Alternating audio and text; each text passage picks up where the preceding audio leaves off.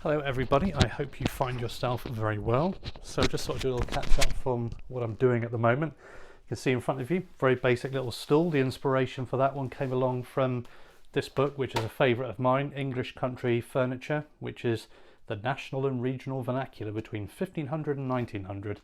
Loads of great stuff in there.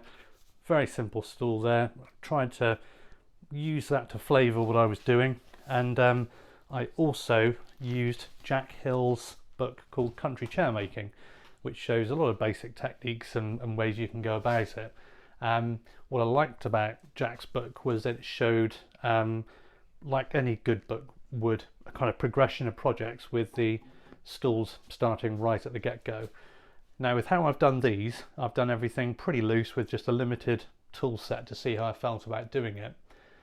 And by doing one, I think that if I get into doing this, and I think once I've done these three, I'm going to make a little back stool.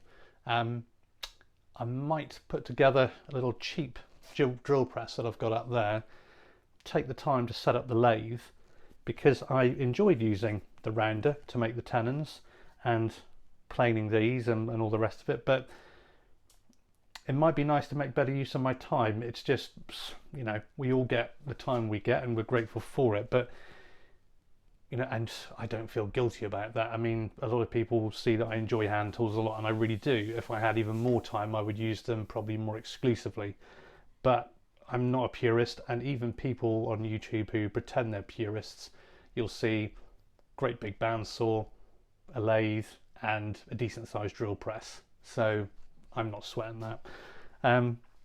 So yeah, it's been interesting just by doing something simple like this. These are things that I'm going to make 3 of them. I'm probably just going to give them away as presents, Christmas coming up and all that. But it's helped me understand. It's like I did quite aggressive tapers on the legs. I'm not sure I'd want to do that again. It maybe looks a bit clumsy to my eyes, but you know, I'm going to do a slight underbeveling or undercutting here and a slight round here, but I've got to keep it simple because this is a simple piece. Yeah, but overall it's been fun to use. One of the drill throughs isn't at a perfect angle, but it's good enough. And yeah, it's quite an honest little piece. Again, it's not going to set your hearts on fire.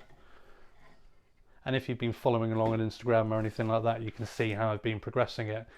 So yeah, and I think this is the thing. I want to try and do a bit of stuff where I'm actually making things. Like I said, after this, I want to do a back stool.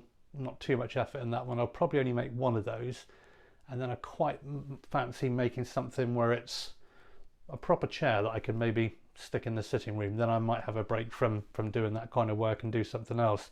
And like I said, set up a lathe and set up the drill press. Might even get the bandsaw up and running as well. That could be useful. But yeah, that tenon rounder you can get from Workshop Heaven if you're just starting out. That's kind of fun to use. That works well.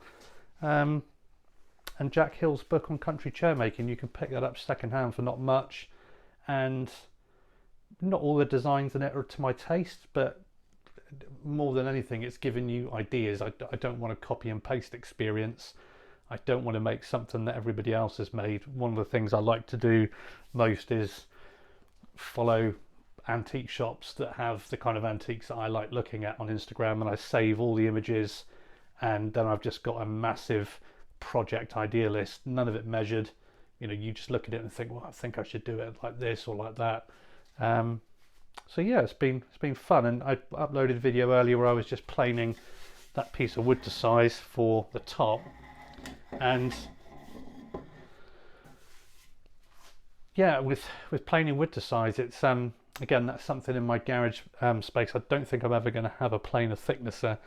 I'm not sure I want it. It does make a hell of a lot of noise, and yeah, I think that's one step too far. So the more practice I get using hand planes to convert timber, the better. And as I was saying in the video about planing that wood up, I don't think there's many credible people planing wood up by hand for projects these days, or working it like it should be worked. I think there's a chap called Peter Follensby who does a lot of stuff where he'll split the wood from logs and then prepare it. that's the closest I've seen to somebody working proper old school style. You can tell by watching other people when they're planing up wood, a little bit like me, is that it's like, well, yeah, you can use a plane well enough, but it looks so convoluted and untidy that you know that they're no good at it. Not really. It's like, I think it took me about 15 to 18 minutes to prepare that one because it was quite bowed, but let's be honest, it's got to get quicker. I've seen some videos where it was, I think someone had to plane up a board and it was like 30 or 40 minutes. It looked like a bit of a mess, but you know, is what it is. And yeah, I think anything, if you've got something that's cupped, if you can rip it down the middle so you can have it in two sections. I know that's not possible on something like this. I want to keep it. That's a good idea because then you half how much it's cupped by. Again, if something was bowed in the length and you've got something that needs to be cut up, you can cut it up into short pieces like this. Makes it a lot easier to deal with. Sharp tools, and just have at it and get some practice in. Really, it's I think you'll find it a bit of a workout. If any of you have taken up a different sport sometimes, whether it's martial arts or like riding motocross or something, when I started doing that, it kind of gave you a bit of forearm pump for a while, but you soon get conditioned to it.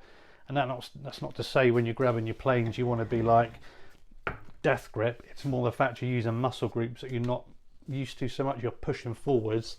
So I don't know what that muscle is there. Is it quadricep? No clue. But you're extending your arm out, so you're pushing out. You'll probably feel it under there the first day or so when you try that kind of thing. But yeah, so this video is just a basic catch up on where I'm at. I'm going to try and string all of it together in a project video, but it's not one where I'm going to be doing a how-to. Hopefully it's just going to be something where you can see someone working along and just editing it down to the essential bits, so you might feel inspired to maybe pick up someone's book and think, oh, you know what, I think I might give that a go. So thanks for taking time to watch, and I'll catch up with you soon.